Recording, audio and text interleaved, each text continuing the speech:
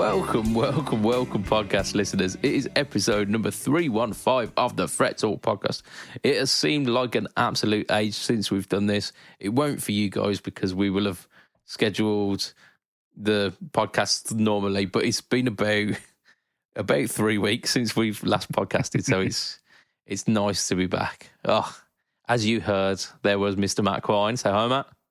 Hi, Matt. Woo! And we've got another co-host. Is it Lee? Is it Josh? Who knows? Drum roll. Oh my gosh. It is Josh. It is, yeah. It's me. Fuck. It's me, Mario.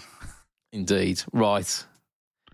Before we get into the podcast proper, we mention our lovely sponsor for this podcast, and like the previous couple of podcasts as well. Just amazing people. So we are sponsored by Affordable, bringing you affordable pedals from companies such as DemonFX, JSA Effects, Mosky, Joyo, Caline. Affordable are based in the UK with stock ready to ship straight away and shipped in awesome recyclable packaging. Try saying that when you're drunk. Recyclable. Check them out at affordable.co.uk. There's been so there is also one more precision drive left, and I'm very close to buying it. So you're gonna have to get there before I get it. Yes, yeah. I was just about to say, like, he's been hitting the socials pretty hard recently, hasn't he? And there are some pretty tasty things coming up. Some of which you might find on the BudgetPedalChap channel. I've not recorded this week's No Talk or Tone yet, and it's edging ever closer to the day when it's. Are you going to be recording it, uploading it, and releasing it in the same day at this point? Oh, I reckon I'll get it done by tomorrow, but I don't know. We'll have to find out. I can't bail you out on this one, I'm afraid. No, unfortunately you cannot. This is all me, but I'll get it done. I always do. But yeah, it's probably going to be one of those ones from Affordable, because he sent me through a couple of the ones to do little demos on, just to kind of promo his stuff. Last week was what was it called? It's basically like a multi-muff. It's the brothel pedal. The SF3000 killer or 300 killer. What? It's called the Big Fuzz, isn't it? I keep thinking like King Muff, Fuzz Muff. So no, it's big. Sorry, Big Fuzz. Yeah, and it's basically like it's four mode fuzz pedal, but like very with similar in mode.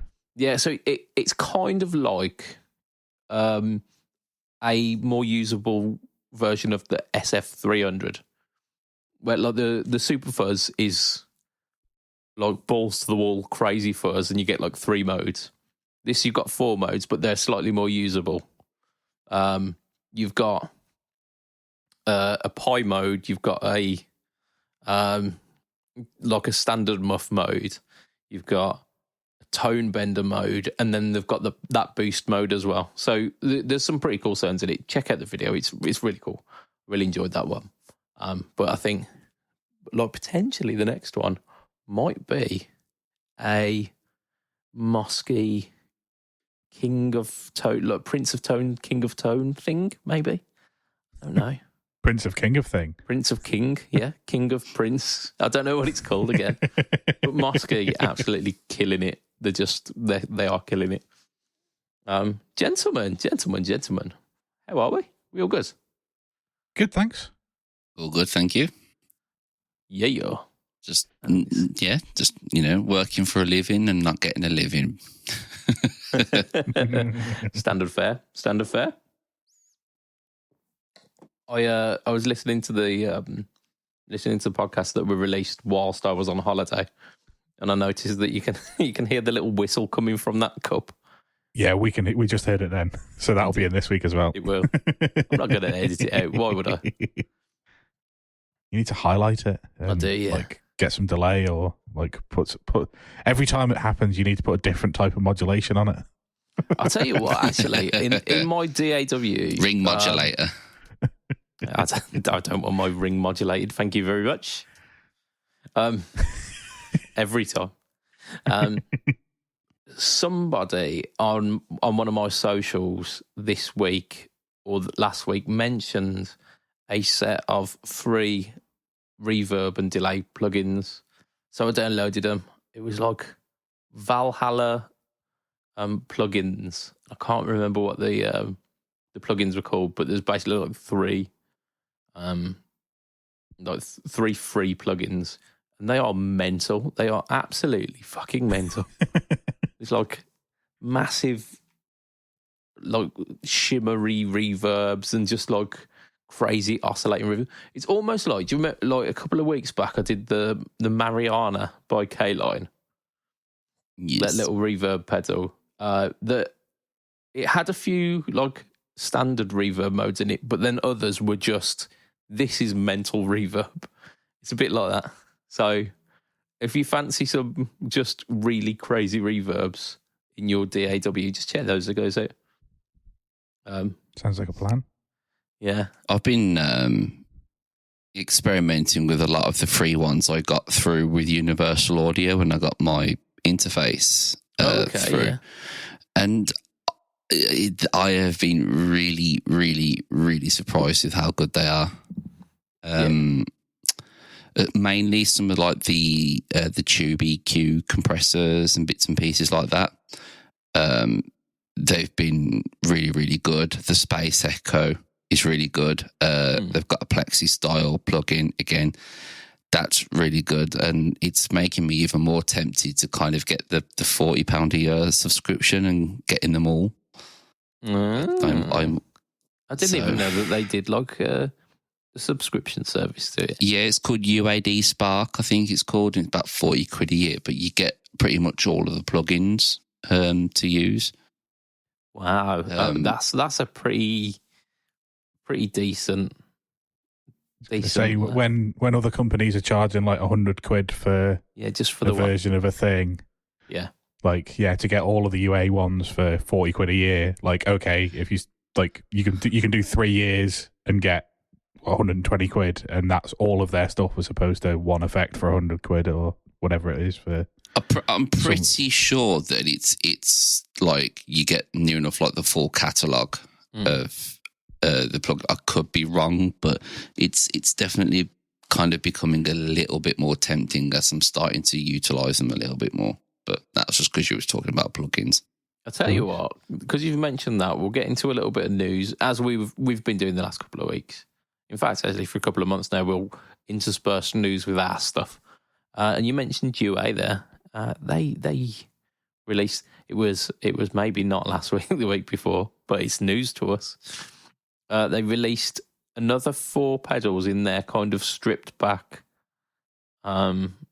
I can't remember what they call that line, but it's like the stripped back version. No, these I don't think these are like part of the line. They are, I think, a brand new separate line to them themselves because they haven't really done them into this budget yet. But because obviously they've got the big ass ones, and then I saw these, and the price points aren't too bad on them for what they are.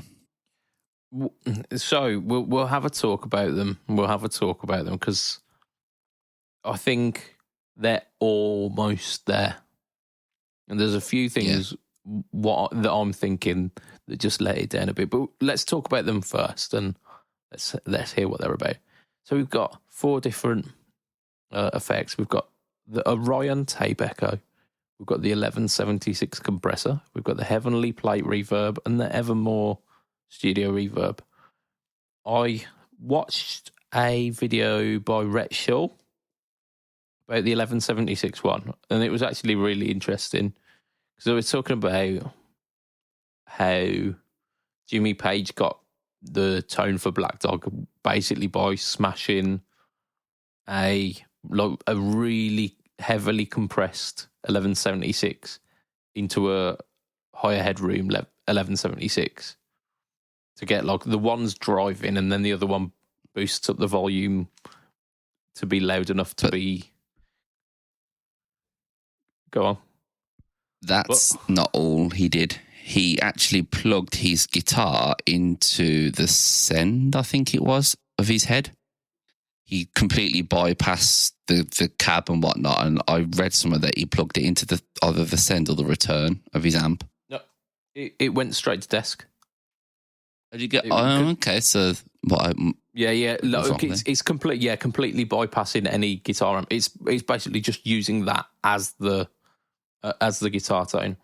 But the new 1176 compressor pedal has got an option where you can do that.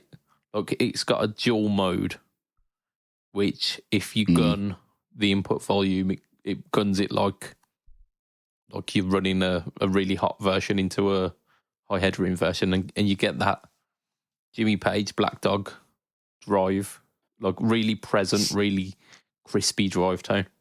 But that was really cool. But it also, again, works with the 1176 compressor, which are very guitar-friendly sounding compressors. Because they're like really mid-rich and... Yeah. Guitars don't need compressors. They just don't. They just don't. I was having this conversation in a Facebook group today or yesterday where somebody was like, I haven't changed any of the settings on my compressor, but I accidentally turned it off at a gig and I sounded much better without the compressor on. And that's because you don't need a compressor on a guitar amp. Like, if you need ultra cleans, it can sometimes like crisp up your clean. I have a compressor on my board, and these days I use it where I've not got any drive pedals on, and I just want to make sure that you have a roughly consistent sound for your clean sound. I'll happily use it for that. But anything else, don't mix compression in with drive, because the drive pedal's doing the amount of compression you want, so you're just messing with the input of the drive pedal. Just throw them in the bin and use a valve amp and maybe a tube screamer. No. But if John Mayer uses it alongside with his tube screamer and his Klon for his lead boosts, I'm pretty sure he's doing something right. Who wants to sound like John Mayer? Me. I mean, a fair few people. Look, I did a video in the very, very early days of the BudgetPedalChap channel showing why I use a compressor with lightly driven sounds, because you've got absolutely no sustain. Like if you unless you're pushing the guitar signal hard enough to drive it to get it into overdrive, then the sustain on your guitar signal drops off real quick. Whereas if you've got the compressor, it evens that out really nicely, and you get almost like the singing lead sustain without having butt ton of compression. A butt ton of gain on your signal. You don't need gain. Just turn the amp up like the power amp. Yeah, but it's not always, because that basically does the same thing as a compressor pedal. Yeah, but it does it in a far more natural way that doesn't sound shit. I mean, apart from blowing your head off. Yeah.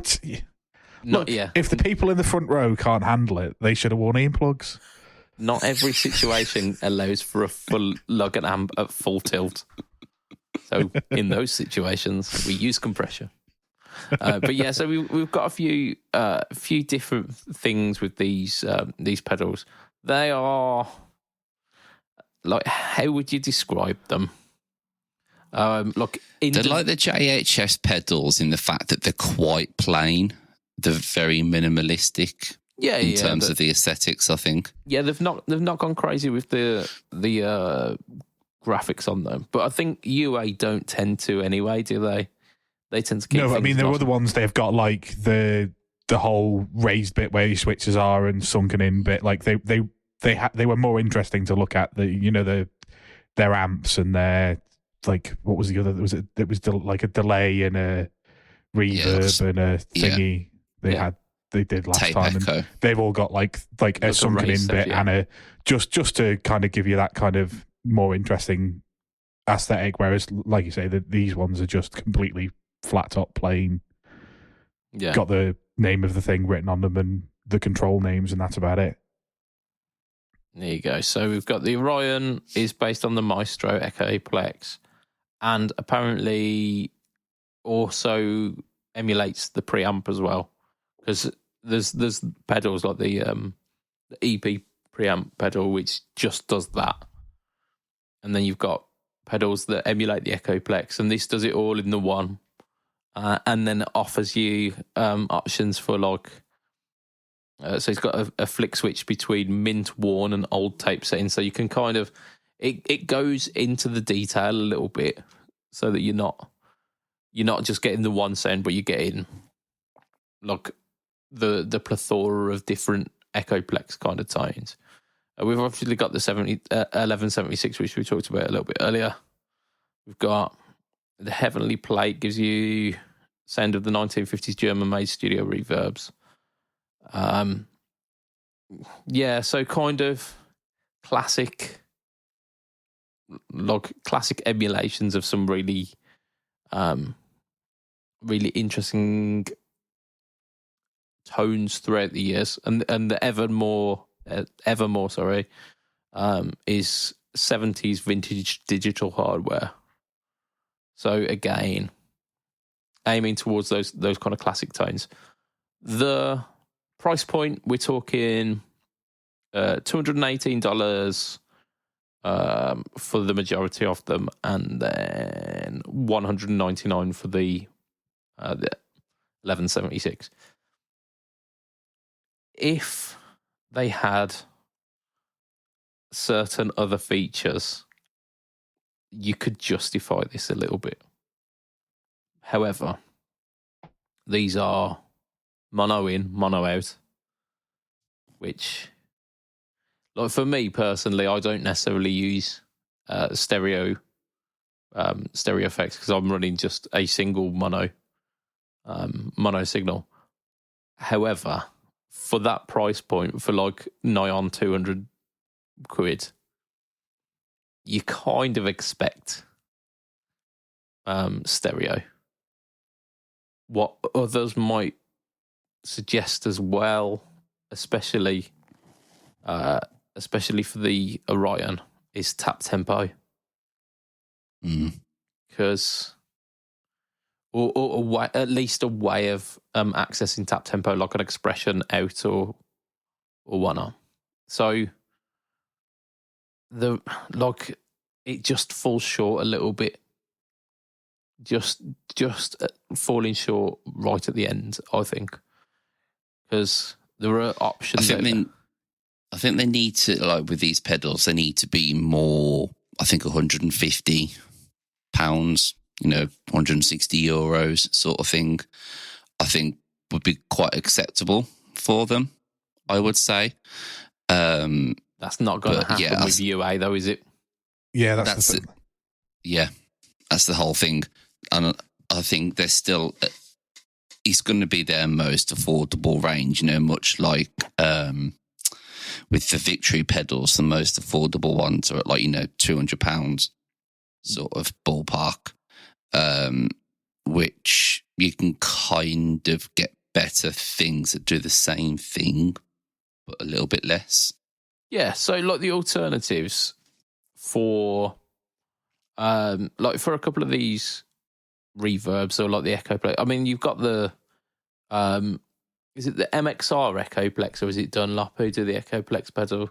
MXR. Yeah, because that's like that will do this, but for less, because it's again mono in, mono out. Not as in depth though. Not with like the layers of degradation, but you get. I tell a lie, sorry, it is Dunlop. I just checked. I mean, Dunlop MXR are basically the same thing. Yeah, sister companies anyway. But yeah, so there's that. There's plenty of other pedals that do that kind of thing. Stuff like the TC Flashback will have inspired by algorithms for this kind of thing, won't they? Especially like the plate and the studio reverb. They'll definitely have things that point towards those. And then you've also got the option for expression with those. You've got the mash function if you're buying the V2s, or the inbuilt tap tempo. So there's like a much more feature rich, but then they're not the universal audio algorithms, are they? And I suppose that's where the unique selling point comes in with it, is that it's just they're playing on that. I don't think we're at any risk of buying these ourselves. No, I don't. Well, but again, they're not really aimed at like the people who buy UA pedals or strive for UA pedals are the people that are buying Strymons and like you other kind of top of the line stuff, which is just not anybody. I mean, maybe Lee of the podcast crew might aim for those kind of things, but I'm not even sure he'd pick up these kind of stuff. No. I mean, it's funny you should mention Strymon. We'll be talking about those a little bit later on. But what we'll do, we'll do our what we've been up to's. I reckon I'm going to start off because I'm not entirely sure Josh is with us right now. I think I am. Oh, he is? Yeah, hey. In fact, actually, go on, Josh. You tell us some stuff because you've been an absolute boss this week. In fact, the past about 3 weeks. Yeah, I think like I've kind of kept the Fret Talk podcast. I've had nothing to do with the Fret Talk podcast. The Pedalboards of Doom YouTube channel, I've been quite busy with that in terms of getting three videos. The last out of the 4 videos, the last 3 of them have been me. So I think we spoke about the Line 6 one. Then I had the Jim's 45 from TC Electronic, part of the Ampworks range, and then literally I think the day after they announced like part 2 of the Ampworks range after that one went live. They did. Really good pedal, really good pedal. My first kind of like I've played around with JTM style amps, plexi style amps before, through various modelers and things. So I kind of knew what I was getting at and what I was getting into with it. And I was really impressed. Used it to try and, I guess, treat it as like a normal amp, putting pedals in front of it, stacking over the tops of clean channels, overdrive channels.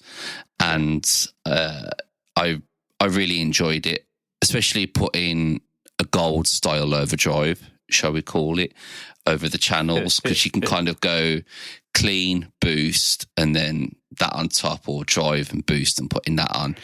Just get really good tones. And I was really impressed that it remembers where your dials are. Yeah. You can set your dials, change your channel on there, and then you change them around again, and it remembers everything. But to be honest, I didn't need to change anything from the golden setting of 2 o'clock, and it was perfect for how I'd use it. And with the cab sim as well, I didn't need to do any sort of post tweaking with it to try and mold it to where I wanted it. It was out the box. It was golden, absolutely golden. So really impressed with it. When you recorded, did you go from the cab sim out then? So you used the cab sim that was built into the pedal? Yeah. Nice. 'Cause it sounded really good. Like I heard the demo when you released it, and the tones that you were getting out of that just sounded really big and fat. So I used it in the effects loop of the quad cortex, but I obviously didn't have any cabs running within the quad cortex. I literally just used the overdrives in front of it and then a reverb and a delay after. That was it. Because if you see in the video, I break down the tone and you can see the signal path. Yeah, I mean, because you can easily bypass the cab sim in it. And you could have literally just go into the other output. Yeah, it's got 2 outputs, doesn't it? And you could have easily gone into that other output and used the IRs in the quad cortex, or like the dynamic cab responses in the quad cortex. Yeah, you could almost use it as like a stereo rig almost. You could have it running out of one cab sim, and then you could have it running out into your own third-party IR or into an IR load and something like that. There's no reason why, I guess, theoretically, you couldn't do a stereo rig with it that way. There's no reason as to why you wouldn't. I mean, it'd be a nice, simple stereo rig, wouldn't it? Yeah, I mean, it'd be a very simple and I think a budget way to get a good stereo rig. But you really don't need to, because the cab sim in it is perfect. Yeah. And we did a demo for a lovely chap at 4D Pedals, and Ed was nice enough. Ed. Yes, Ed. Ed East, great name that. He's the brother to Ned West. And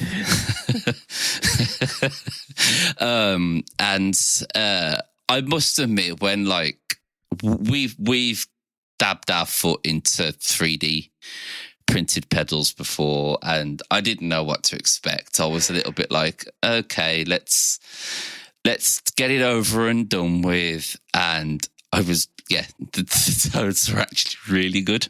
Yeah.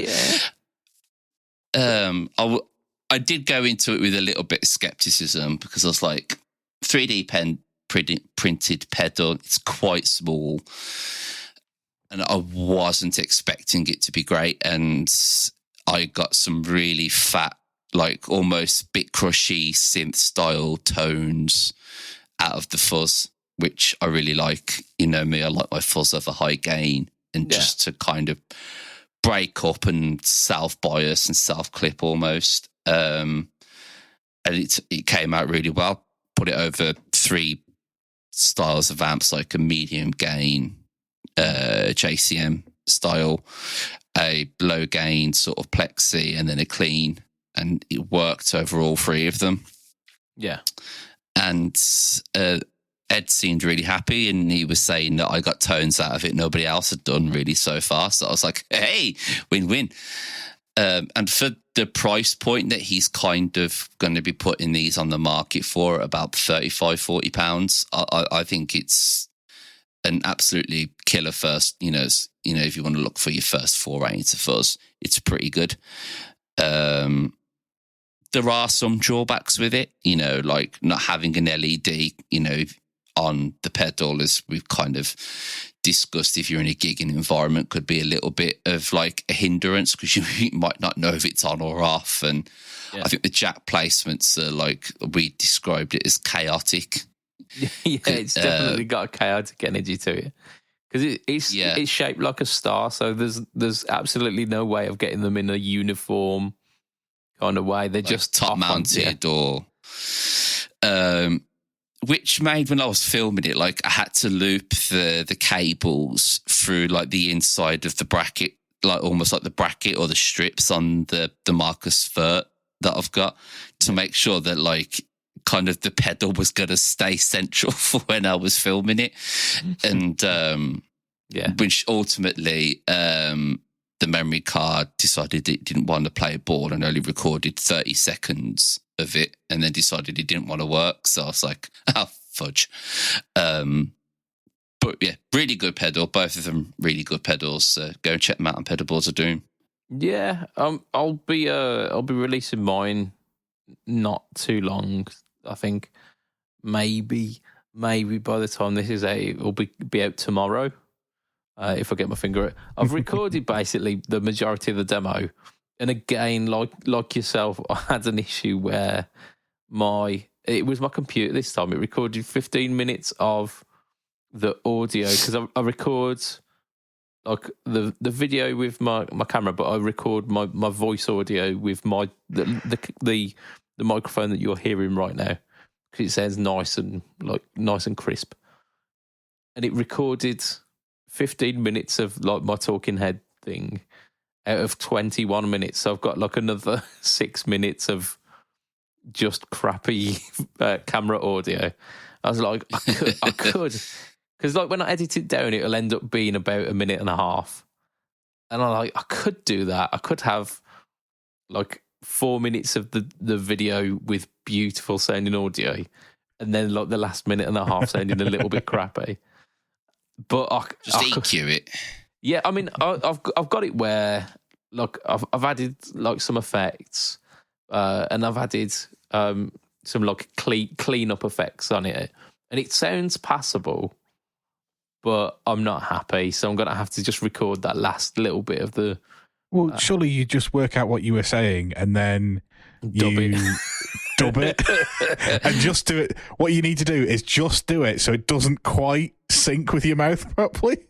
Yeah. Or change like every sixth word. Do it like the horrible like 70s Japanese movie dubs where the mouth stop moving but the words still come out. Yeah. Yeah, I could do that. That'd be really funny. But I will end up just recording that last minute and a half or so. Because like like you say, the pedals are really cool. I got some pretty nice tones out of it, and I've done potentially the most stupid guitar track that I've ever recorded for anything.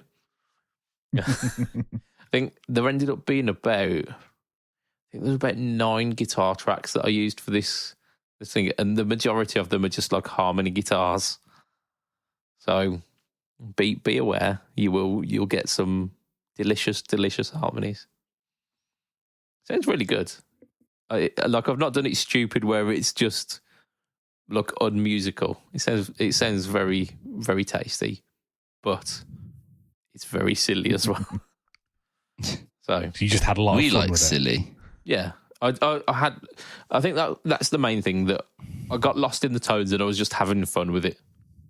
So it's the way to be. Like, it just there's so much now is like, oh, I'm after this specific tone, and people are just like forever tweaking and forgetting that, you know, if you find something that puts a smile on your face, just play that for 20 minutes, half an hour, and that'll probably turn into 3 hours. Yeah, and I ended up playing. Like I say, I ended up like layering about 9 different guitars doing like 9 different guitar tracks of harmony. I ended up playing a guitar that is ridiculous, like the Ibanez Fireman, because it matched the feeling that I was going for. It was just like, yeah, this pedal's red and pointy, and that guitar also red and pointy. So we ended up doing a bit of that. It's very cool. Very cool. Right. Let's do a little bit more news while we're talking. Let's talk about the Strymon, actually, because the Strymon it's a thing. It's a thing. So Strymon have released something which is not a pedal. But what they have done is they've crammed all of that pedally goodness from the Strymon DAWco into a computer plugin. So we know what the DAWco does, like tape emulation, preampy emulation. Do we really know what it does? Because it just sounds. It's not like an effect that anybody else does a version of, is it? It's just sort of that thing, sort of. Yeah, but it's sort of that other thing, but it's sort of not. Okay, right. I weren't planning on going into the finer points of the Strymon, but yeah, it's kind of like tape emulation, almost kind of vibey sounding stuff, but then also has like delay modes on it as well. With the plugin, you get all of the things that you get with the standard pedal, like even down to like the secret modes where you like double press certain buttons and you get different. You double up the amount of controls that you've got. Yeah, so you've got that. Yeah, there's double tracker mode as well and tape saturation. Like all the stuff. Do you still need a TRS-Y cable to go into its stereo? No, you don't, because it's a plugin. It just does all of that stuff itself. So it's got 2 operating modes as well. So you've got your normal mode, which is as your pedal would intend, and then you've got the studio mode, which gives you like 10 extra dB of headroom. So you can have it as like a super clean, high headroom version, or you can have it slightly more compressed, slightly more squishy, like how the pedal would be. Lots of stuff. We've got an additional feature on it as well for the plugin. So we've got wide stereo and auto flanger So, again, are you laughing at the word flanger here, Matt? No, definitely not. I mean, the classic fret talk. So, yeah, I mean, it. Unlike the guitar pedal equivalent, this can be used for other sound signals as well, like sound sources. Saying, look, it could add kind of an authentic tape warbliness to like synths, which would sound really, really cool. Kind of the stuff that we used to have on PBOD with Mikey. And also vocals as well, like adding a really cool, interesting texture to the vocals. Very cool, very cool. The thing that has impressed me, because we know that I'm a cheapskate, like the Strymon pedals, they cost upwards of like 300 quid now. And even if you're looking used, you ain't getting 250. Yeah, 250 is like you're on a good day if you've got a Strymon for 250. The plug-in, $72 or £68. Okay. So, like, if you've always wanted to have access to a Strymon pedal, but like myself, too cheap to go, nah, 250, I could buy a guitar for that. Yeah, you could like feasibly get the Strymon DAWco plugin. It's obviously not as convenient as a pedal. You can't take that plugin around with you unless you bring a laptop with you. I mean, you could do that, like having a cheap laptop on the floor on your board, running the DAWco plugin. Yeah, but even a cheap laptop that'll run a plugin like that is still going to be 350, 400 quid. At that point, you could have just bought the DAWco. Yeah, maybe. But it's not saying that that's the only plugin that you're running as well there. Yeah, but if you're buying a cheap laptop, it's probably only running 1 or 2 plugins, isn't it? Yeah. I mean, you could run 2. That'd be fine. But then you might need something like the AirStep MIDI controller to switch between the plugins that you use. I mean, this is just yeah. It is. It's fucking stupid, is what it is. At least you said it. But it's one way of not owning a DAWco whilst owning a DAWco. So I think like they've done a smart thing there. They've not made it so cheap that people will go, oh, it's a cheap facsimile of the actual pedal. But they've not made it so expensive that it's like you're going, well, that's a bit ridiculous. They've made it accessible. And I think they've done a good thing there.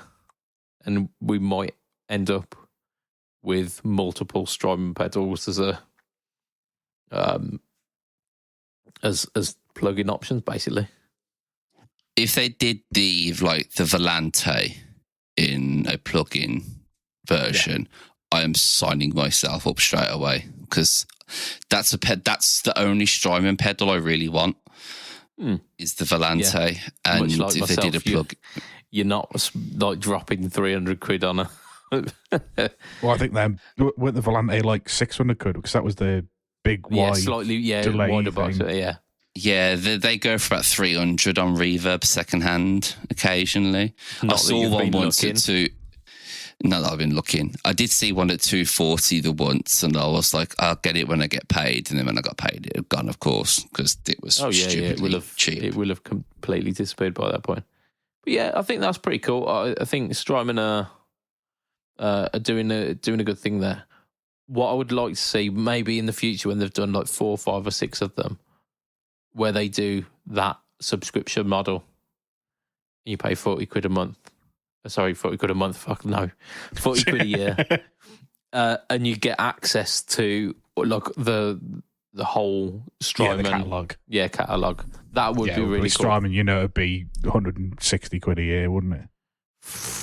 A month. Yeah, I think I was probably right with 40 quid a month. Yeah, I don't think you're getting it for the price you want it. No.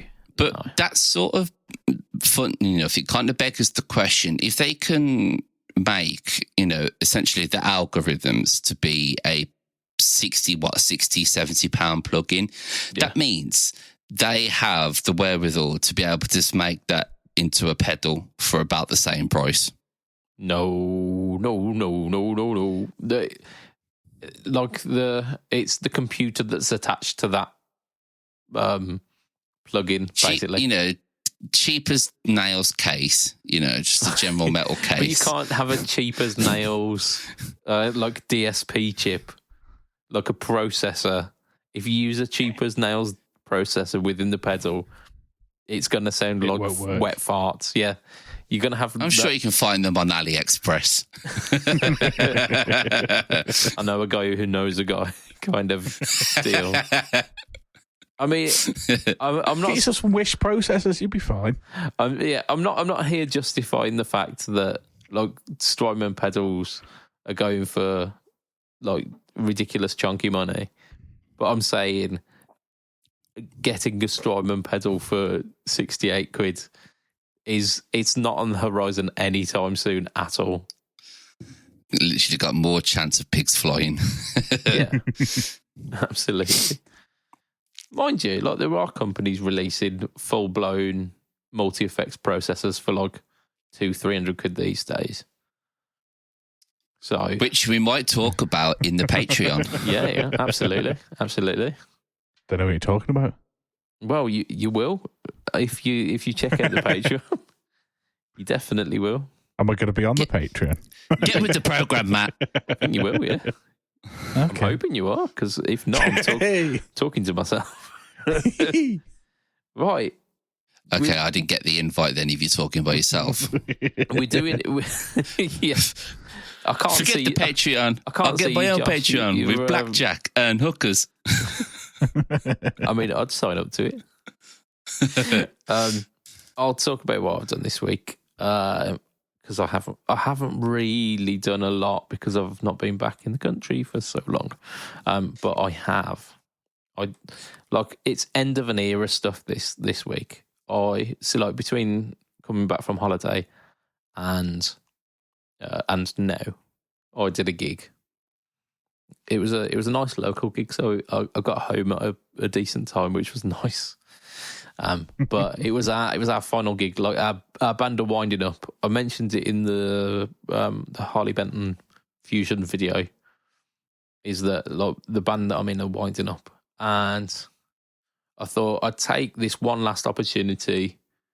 Well, at least for now, I'd take this one last opportunity to give the Harley Benton a good road testing to really see if it's worth keeping or if it's one of these ones that'll shift on. And much like the Fire Mist, the pickups were the weakest point, but everything else, like it stayed in tune, it played well, it did everything I needed it to do. Yeah, just fully solid. So, like, Nice. I can only endorse them as much as I can. Like, they're really fucking good. But like, there's still stigma, isn't there, with certain brands on your headstock. Certain people will go, I don't know about that. But to be honest, I'm looking at the Harley Benton 7 strings because I don't want to spend a lot of money to get into the 7-string territory. Yeah. And, other than what you'd expect with, some of them having, setup issues. Yeah. The biggest thing I've seen people complain about is the pickups. Other than that, everybody seems to say that, the rest of it as an instrument is pretty damn good. Yeah. What I will say with both the Fire Mist and the Fusion is that, like, from the factory, Harley Benton set them up like they err on the side of caution with their setups. So the action is a bit high, but they do that so that when it's shipped from like mainland Europe to wherever it's going to, that it's not going to arrive on your doorstep with frets that aren't working or like choking out because the action was too low, or like the neck's settled in a different way and it's just not working. So they set it with I mean, it's not like a ridiculous high action. Don't get me wrong. It's not like getting your fingers underneath the action, but it's higher than I would usually have. And I remedied that on the fire mist by blocking the trem off with an eraser in like the trem cavity, so that it brought the you noticed I said eraser. So it brought the trem system back a bit. Like it tilted it, rather than laying parallel with the body, it tilted it backwards. So that ended up bringing the strings closer to the fretboard on that one. I decided against that one on the Fusion because I want to keep it as a floating system. So I sunk the posts for the trem system down a little bit into the body until I could like the action was a lot lower, but I could still bend on the strings and it weren't choking out. And that's like remedied the action a little bit as well. It's like really, really simple setup. It's not had to do anything else to it apart from just lower the posts. And it plays pretty well.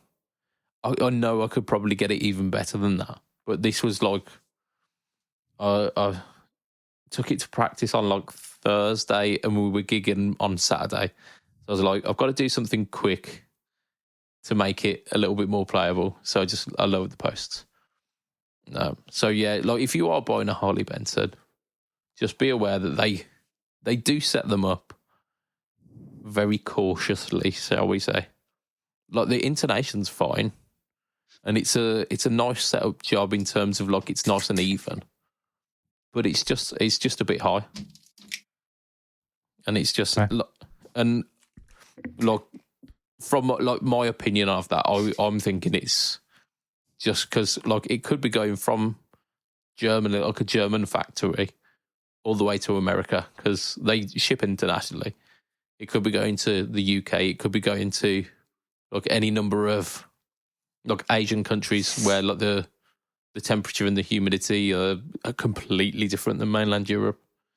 So they're setting it so that when you get it out that box and you strum the first chord on it, you're not hearing because they've decked it low, and it's just hasn't survived the process.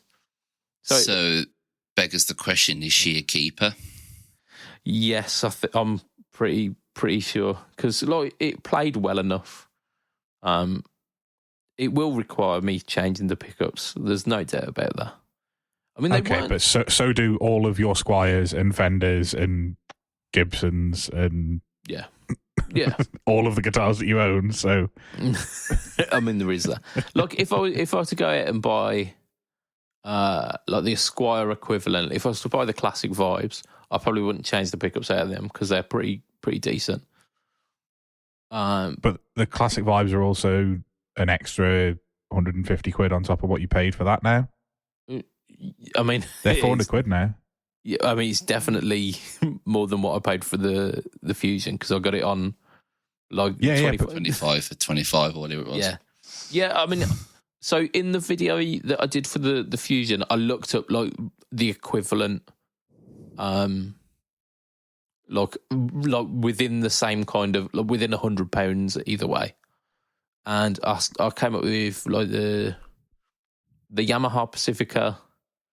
One of those ones, like the slightly higher end ones, the Larry Carlton S3, and one of the classic vibes as well, which were within that price range. And again, I think I wouldn't be changing the pickups out on those. However, you're not getting a roasted maple neck. You're not getting stainless steel frets. You're not getting locking tuners. The trem system will be shit because it'll be a 6-screw vintage style trem system, which never work. Yeah. So like the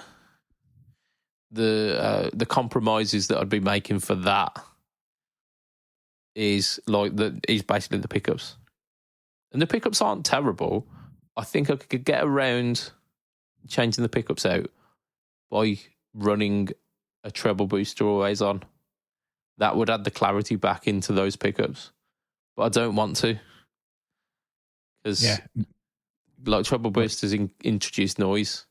I was going to say you introducing it, and like they'll also play differently with the rest of the effects on your board than just a better quality pickup would. Yeah, it's exactly that. And I get that it would it could function to clean them up a bit or clear them up a bit, but it could introduce other problems, and it's probably better just to put new pickups. Like it's. Yeah. Fletch will do you a deal, I'm sure. You've had enough of his pickups over the years. Yeah. I'm surprised you're not like, an affiliated artist with him by this point. I mean, if such a thing existed, I'm sure it would be. But Fletch is one man in a rather quaint little shed winding pickups. I don't think artist affiliate schemes are necessarily on his cards just yet. But they're very good pickups. Like what can I say? They're very good. I mean, the testament goes to like the guitars that I had were predominantly loaded with DiMarzios, and now I don't have any guitars loaded with DiMarzios. All of those have got Fletcher pickups. So tis what it is, isn't it? Right, let's have a look at what time we're on. Because I think we've got one last little bit of news. And that little bit of news is a release from a friend of mine. I've dealt with Mr. Andy Ilgunas. Is that how you pronounce your name? I don't know. I know Andy. Andy of Funny Little Boxes. We've shared some stuff before. I've done a demo for his Funny Little Boxes collab with Bad Penny Effects, which was a really cool fuzz. And about 2 or 3 years ago, he released his own pedal with the 1991, which gained critical acclaim. So much so, it was picked up by some of these guitar magazines. I think Guitarist magazine gave it a Player's Choice Award or something similar, because it was a really affordable pedal, £99, handmade UK pedal, and it absolutely nailed the tone of Pearl Jam's most iconic record, basically. And so Funny Little Boxes have done it again, basically. They've teamed up with Let's Play All YouTube channel, who set Andy a challenge and said, I want to get the sound of Josh Homme of Queens of the Stone Age. Especially those early Queens of the Stone Age tones, which I believe was a little 10-watt PV practice amp or something.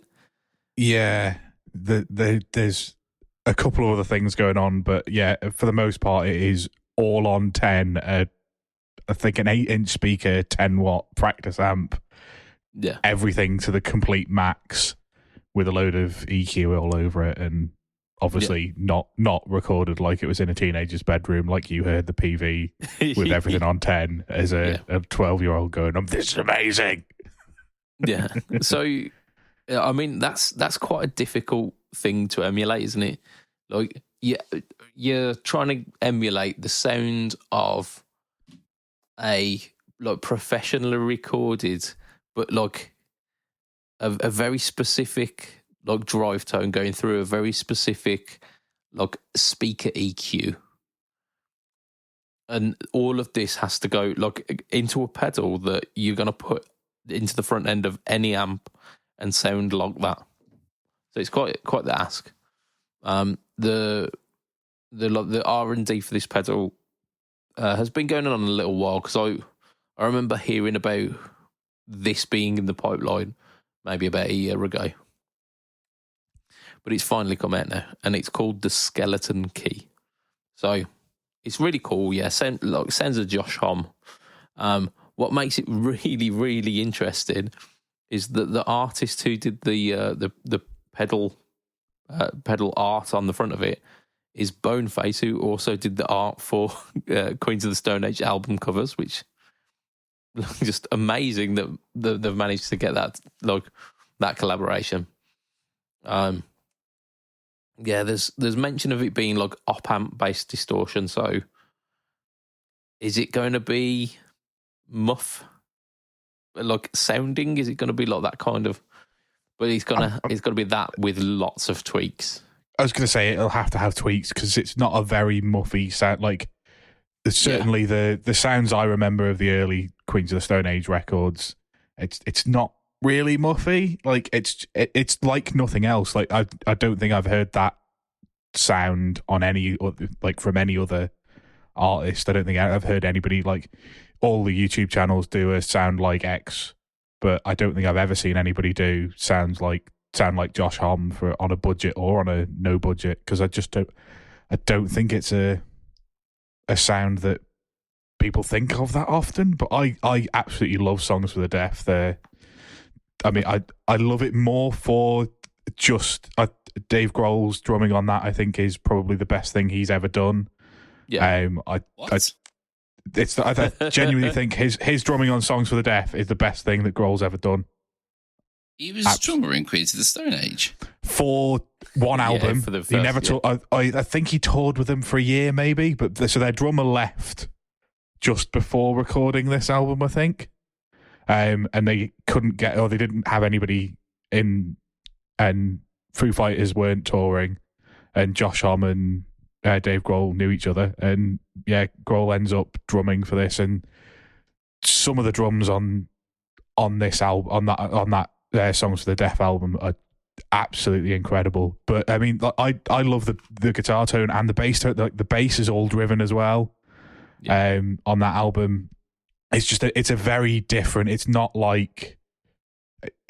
really pop punky, but it's also not really like of any of the other rock stuff that was happening at the time. Like it was just kind of like out there on its own as this completely separate thing in 2002 when most people were either doing pop punk or doing like metal. Yeah, like to me, because I had to listen to this album after basically like a couple of months ago asking for suggestions of music that I should have listened to by now.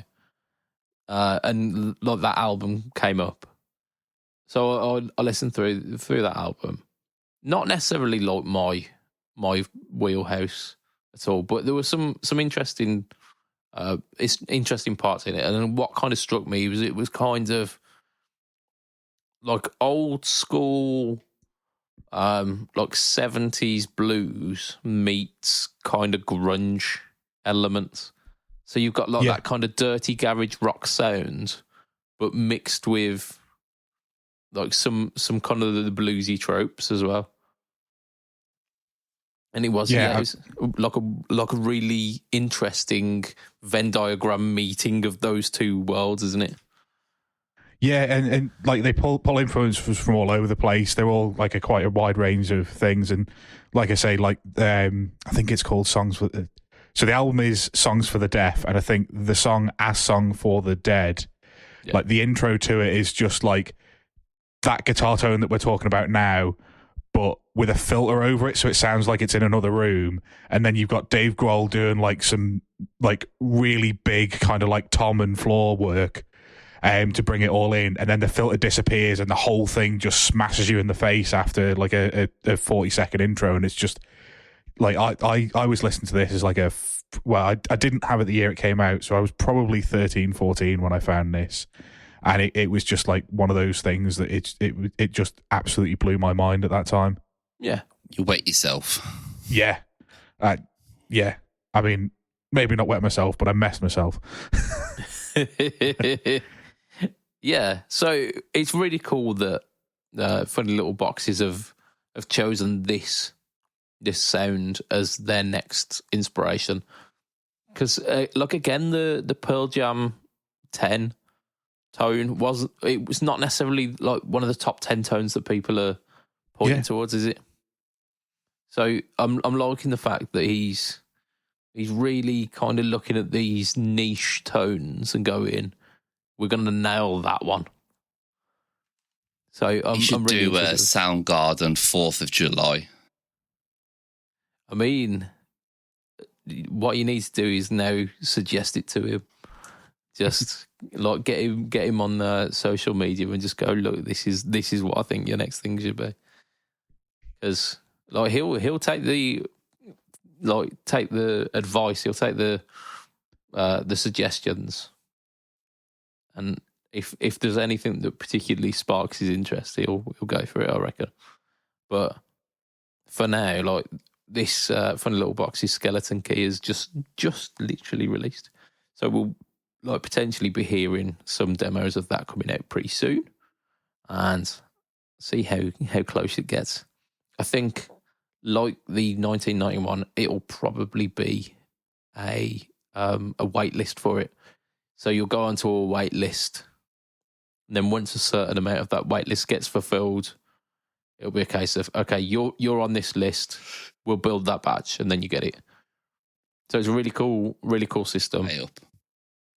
It means that they're not instantly available, but like he can guarantee, like these amount of people are asking for it, I'll get them built. And it ended up being like that.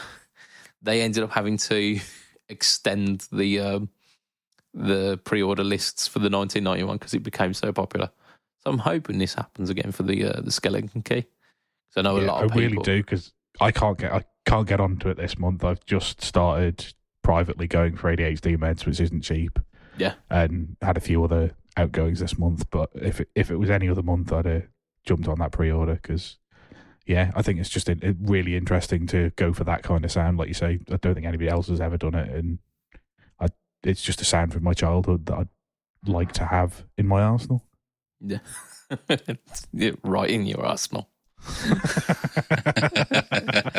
And on that note, this is where we're gonna wrap it for this week. I'm extending a thank you to our sponsor, affordableboard.co.uk. Like the go-to place if you are looking for like any of those companies that you'd be buying from, like AliExpress or those kind of like the DHgate or even like Wish. If you're looking for those kind of pedals, like the Moskys and the DemonFX and those kind of ones, where there's definitely a wait list. Like you have to wait for it all to be imported. He's got your back. He's got all of his stock in the UK, and a lot of the time it is like comparable prices, if not cheaper than you'd be if you were buying it from those sources. So check it out. There's some cool stuff. I'm extending a massive thank you to our listeners. You lot, you're lovely people, and thank you for making it so far. And an extra special, super sexy thank you to our Patreon backers, who are as follows. We've got Mr. Andrew Yeomans of Chef DemonFX. We've got Mr. Andrew Bimson of The Rising of the Lights. We've got the two bestest buddies, hard as nails. We've got Mr. Huge Erection. And we've got Mr. Mike Oxlong. Yeah, never cross the streams, guys. Never cross the streams. We've got Mr. Ben Fletcher of Fletcher Pickups. We've got Mr. Brian Gower of the Tone Joke. I'm going to say that again because it says Brian. Brian has got an R in it. Brian Gower of the Tone Jokes podcast, the Second Button podcast, and the Off the Rails podcast. We've got Mr. Diabetes Foot, and we have got Mr. Jason Wharton, who happens to be one of the PBOD YouTube presenters. Woo, woo, woo. Woo. So as little as $2 a month, you can get yourself on that list. You can get yourself on that list. And I think we potentially are owing Whose Nipple Is It Anyway over on Patreon. So like get on that while the going's good.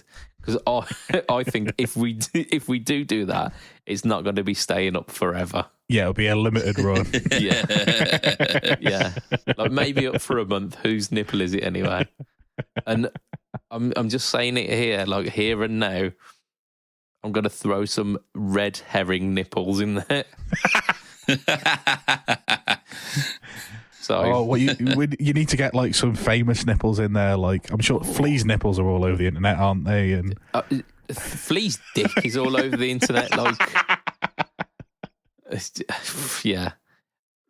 Look, I'm sure we can get like 80s action stars nipples. They always had their nipples there, didn't they? Look, we could get Sly Stallone's nipple in there somehow. But it would be a bit obvious, wouldn't it? Like an absolutely ripped looking chap with a perfectly like shaven nipple next to like sweaty man tits. But we'll see. I'm going to have to do a bit of research into sweaty man tits, aren't I? Don't want to be your search history. No. Look, if you're looking for big sweaty man tits, pro wrestling is the place to find celebrity sweaty man tits. Rikishi. Rikishi, The Big Show. Rikishi was he was a relatively hairless man, weren't he? Like from the neck down. Yeah, but I mean, he's still not on a slim body. No, but there might be other telltale signs with that. Well, maybe I'll shave my nipples. Yeah, I think we all have to give him a bit of a shave. But Rikishi is definitely a more golden brown colour than any of us white ass motherfuckers. This is a good way to word it. He's Samoan before you suggest he's from anywhere else. Just as an FYI. Just an FYI, guys. Yeah. Samoa. Yeah. Well, he's definitely got Samoa colour than we do. God's sake. Dear. But yeah, so from myself, Mr. Budget Pedal Chap, from Mr. Matt, come on and say bye, Matt. Bye, Matt. Woo. And from, oh my gosh, it is Josh.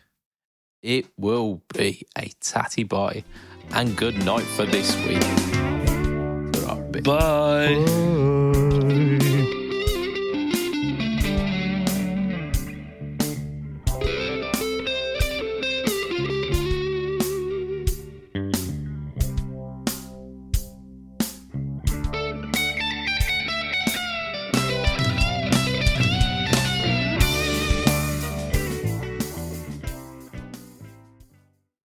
How do you make a Kleenex dance? How do you make a Kleenex dance, Josh? You put a boogie in it. Way! That's actually pretty good.